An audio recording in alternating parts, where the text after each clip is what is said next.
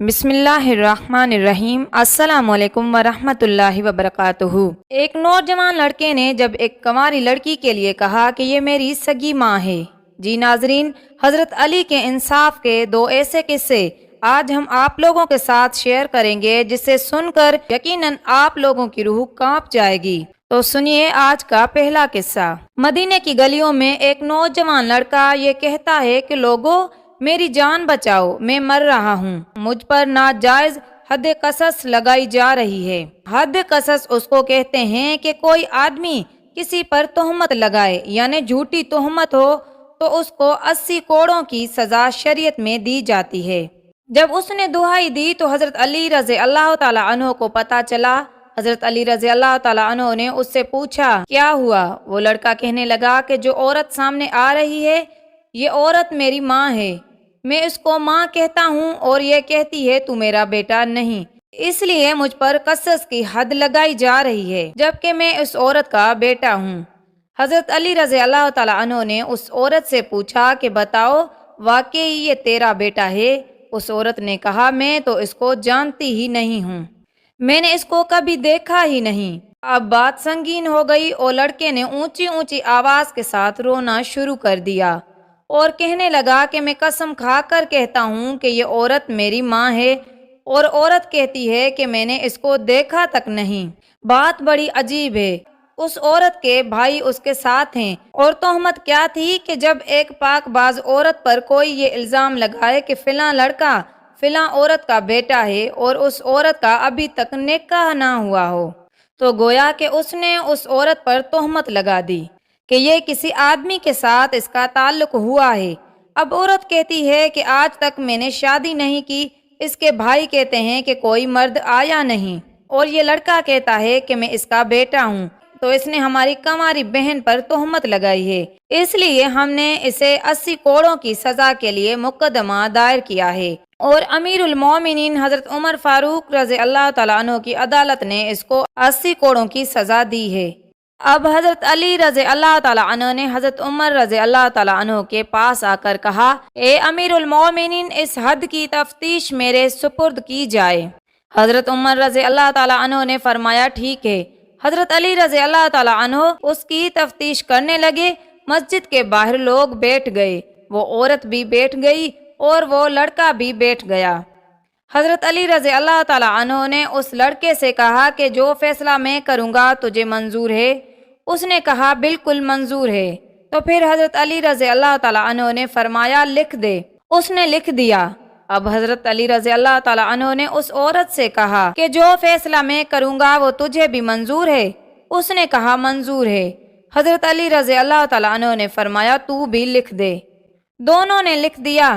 اب حضرت علی رضی اللہ تعالیٰ عنہ کا فیصلہ دیکھو۔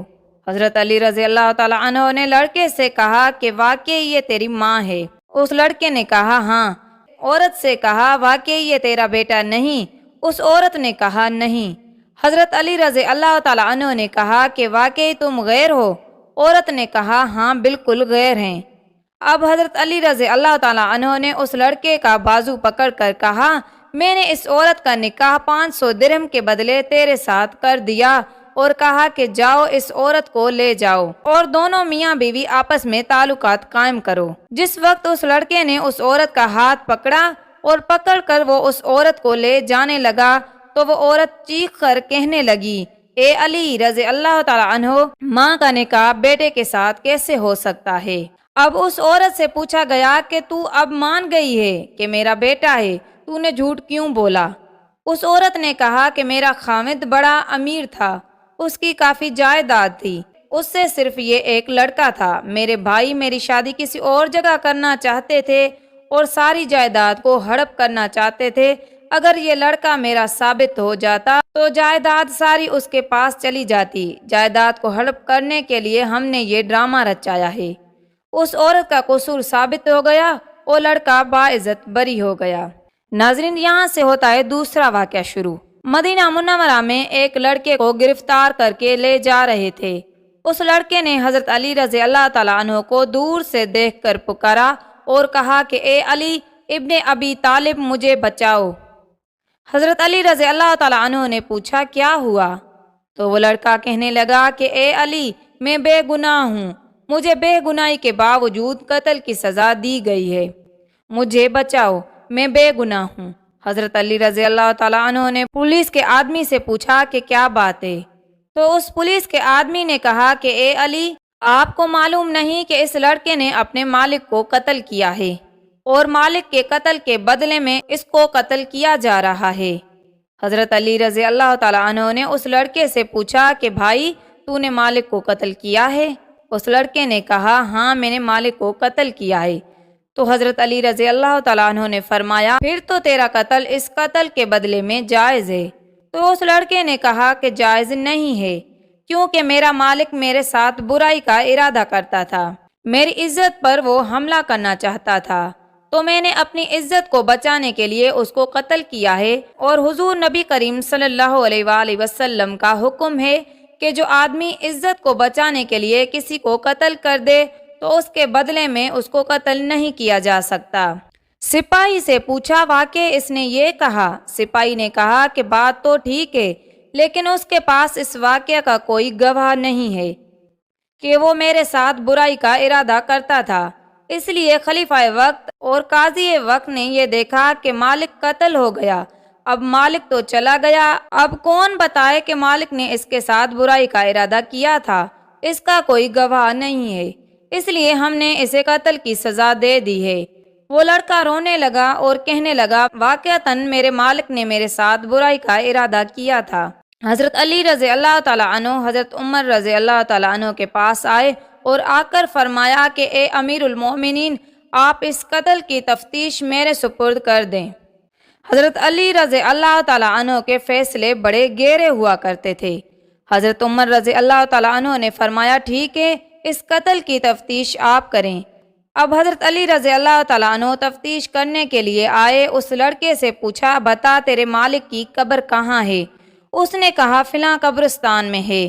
حضرت علی رضی اللہ تعالیٰ عنہ نے پولیس کے چند آدمیوں کو اپنے ساتھ لیا اور پولیس کے چند آدمیوں کے ہمراہ اس قتل کی تفتیش کے لیے قبرستان میں چلے گئے۔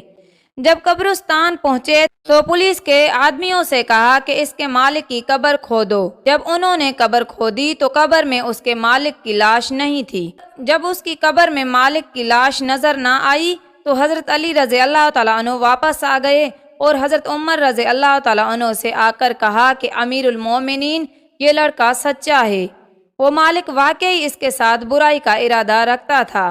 حضرت عمر رضی اللہ تعالیٰ عنہ نے فرمایا کہ تمہارے پاس کیا دلیل ہے؟